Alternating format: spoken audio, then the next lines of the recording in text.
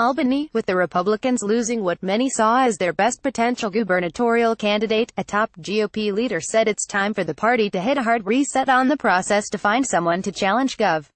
Cuomo this year. I think we have to have some very serious discussions about where we're going with this ticket, Erie County Republican Chairman Nicholas Langworthy told the Daily News Monday. We have an awful lot of recruitment issues to handle now. Langworthy, like many Republican leaders, was hoping wealthy business turnaround expert Harry Wilson would run against Cuomo. But the news reported late Sunday night that Wilson has decided not to get in the race because of family considerations. Republicans believed Wilson, who told people he was prepared to spend up to $10 million of his own money on the race, had the money and record to mount a credible challenge against Cuomo, who in July reported having $26 million in his campaign kitty.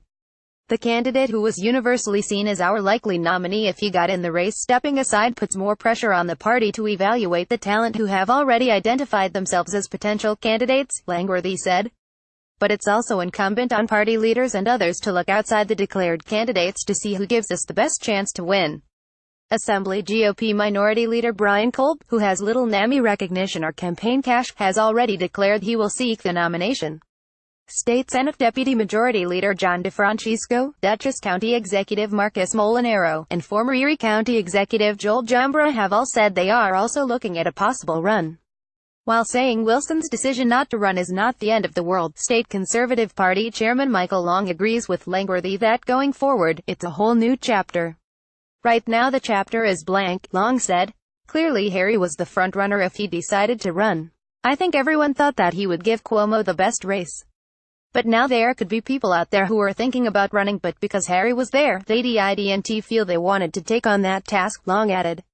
Hopefully in the next couple of weeks, some other people will step forward and the conservative leaders and the Republican leaders will have the responsibility to select the right person for the job.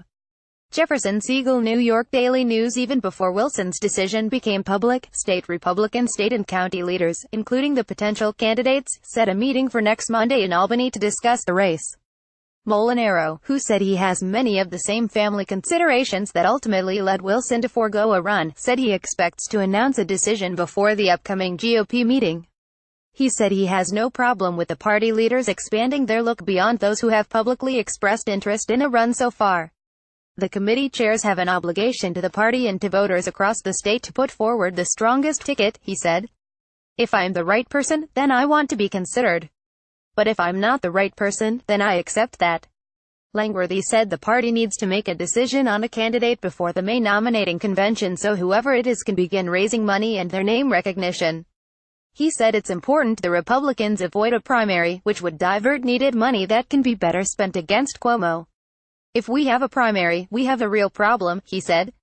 Kolb has not ruled out a primary if he is not the designated GOP nominee. Republicans acknowledge they face an uphill battle against Cuomo, who in July reported having $26 million in his campaign kitty and whose poll numbers remain solid. But they also say unhappiness upstate, lingering corruption trials involving several former Cuomo aides and associates, issues with the subway and a projected multi-billion-dollar budget deficit makes the governor vulnerable.